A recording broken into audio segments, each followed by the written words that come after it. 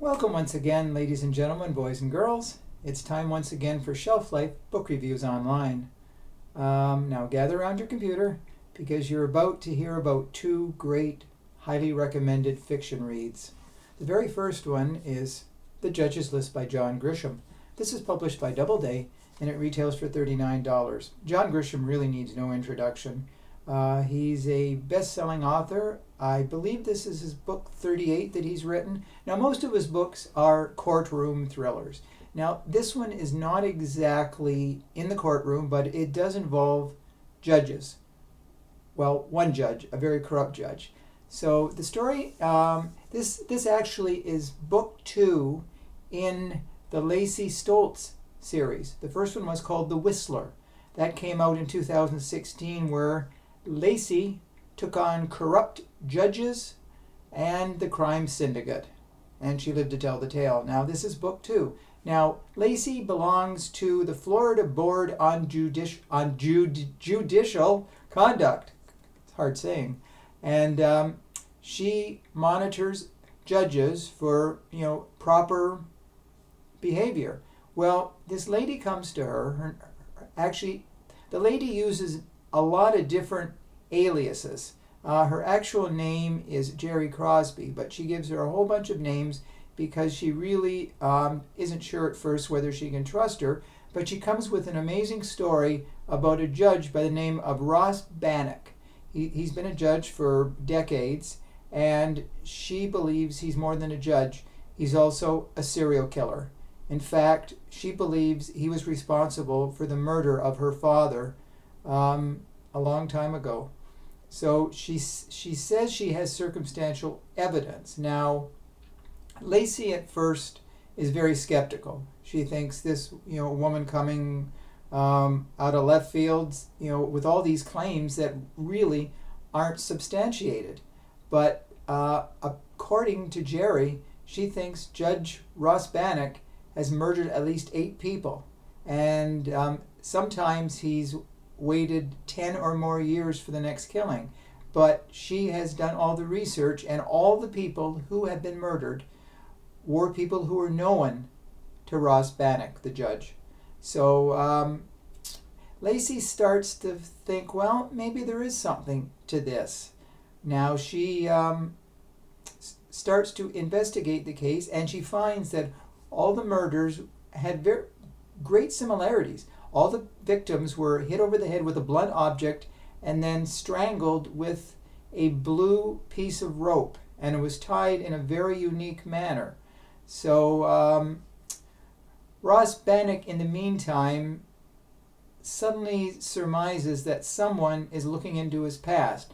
Now, he's really smart with the computer. He covers all his trails. He has a secret hideout that no one knows about, and he monitors things from there. So he knows people are getting closer to him. In fact, he actually abducts Jerry, and I won't say how that ends, but it's an interesting premise. I don't want to give away the plot, but some might say in the ending is a bit of a cop-out, but that's the way John Grisham works. And it does offer a lot of thrills and tense moments as we get to that stage. Now, John Grisham is always known for his great characterization, as you will find in this book. You will absolutely hate Ross Bannock, even though he's a genius, but he's a murderous genius too. So anyways, if you like John Grisham, or if you have never read John Grisham, this is a good starting point to start liking John Grisham, because he is an excellent author and you cannot go wrong with a John Grisham book. So I'm not going to say, the judge and jury finds the author guilty of writing an amazing book. So check it out.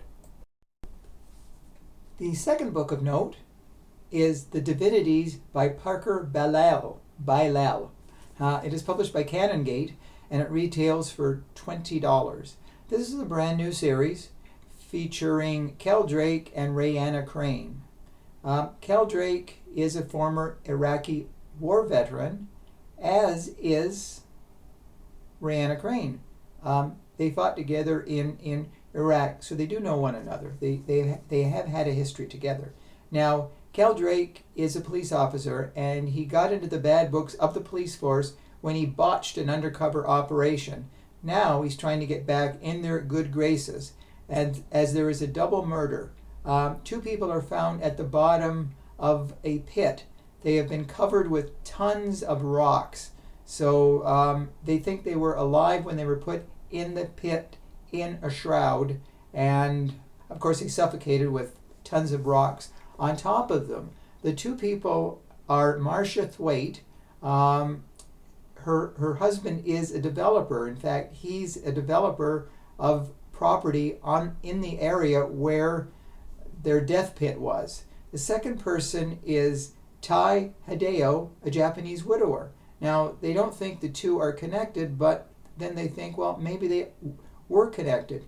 Now, in some cultures, if people are unfaithful and they don't know whether these two were having an affair, there is death by stoning.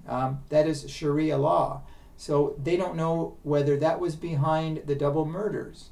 It is very baffling for both Cal Drake and Rahena Crane as they try to figure out why did they bury them in this pit in that manner. So there's a lot of speculation, and there are more deaths to come.